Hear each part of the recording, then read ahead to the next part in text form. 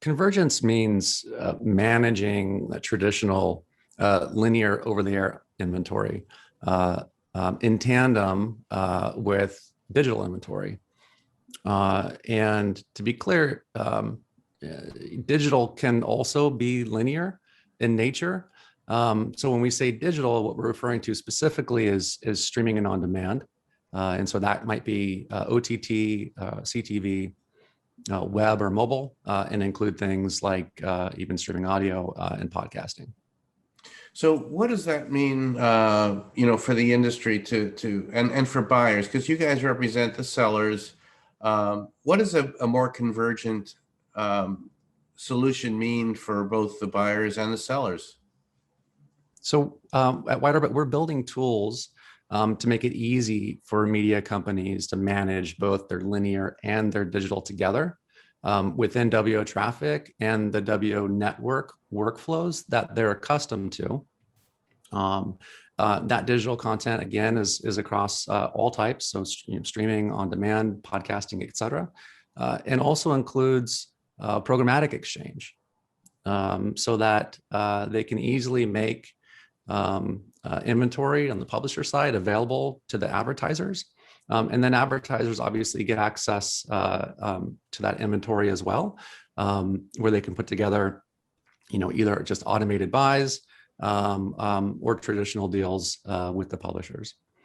And both of those inventory types, so the linear and the digital inventory types, can be combined as well into a single offer that provide the best of both worlds.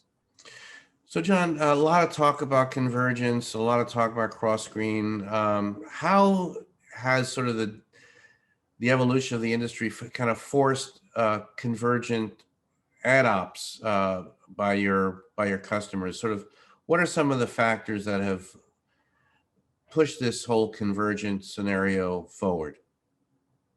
Well, I think by and large, it's the revenue opportunity that's pushed convergence.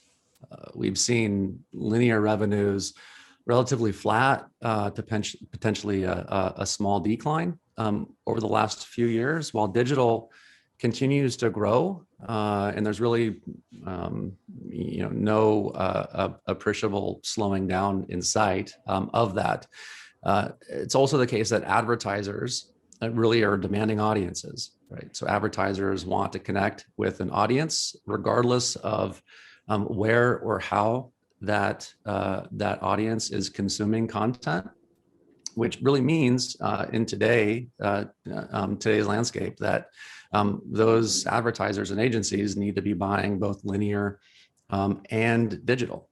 And what all of this has done is it's created this need for infrastructure to really provide the plumbing, to provide the workflow, the reconciliation, the execution, all of those things in the background to enable buyers and sellers to come together in this new kind of convergence or convergent landscape.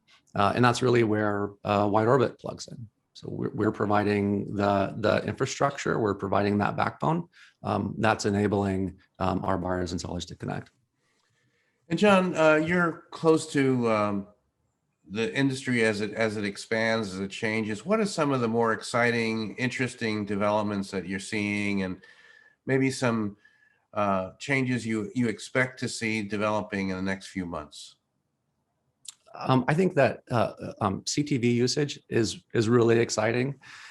So just seeing publishers making their content available on more devices in real time with sometimes same programs, some programming, sometimes different programming.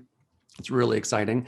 It's also, for me, with a long background in the audio space, to see more folks coming to audio, both streaming audio as well as on demand and podcasts as a vehicle. So, podcasting is no longer only a means of communication or monetization for a podcaster sitting in his or her home office, creating amazing content.